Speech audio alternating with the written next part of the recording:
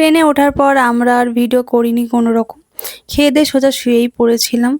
আর আমাদের সিট পড়েছিল middle lower এরকমই।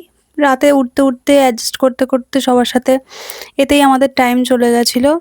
তারপরে আমরা কিছু খাওয়া-দাওয়া করে ঘুমিয়ে পড়েছিলাম। সত্যি বলতে আমরা খুব টায়ার্ড ছিলাম।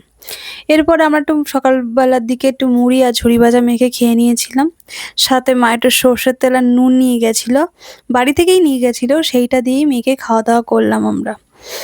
তারপর কিছু খাওয়া-দাওয়া করে মা আমার চুলটা বেঁধে দিল। কারণ চুলটা প্রায় আটকে ছিল। কারণ আগের দিনের বাঁধা ছিল। আর চুলের প্রতি আমরা খুবই পজেসিভ, আমার চুলের প্রতি। তারপর ভাবলাম আমরা একটু চা খাই।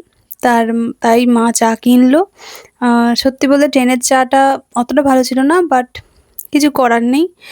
এটা হচ্ছে মাটির ভাঁড়ে দিয়েছিল। সত্যি একটু আলাদা রকম একটা ফিলিংস মাটির ভাঁড়ে চা খাওয়ার, তোমরা সবাই জানো। আর আমি আর মা মিলে খেলাম। আর এখন আমার মা নিজের সাথে আমাকেও চাখর বানিয়ে দিয়েছে। শুধু চা, চা করি সারাদিন।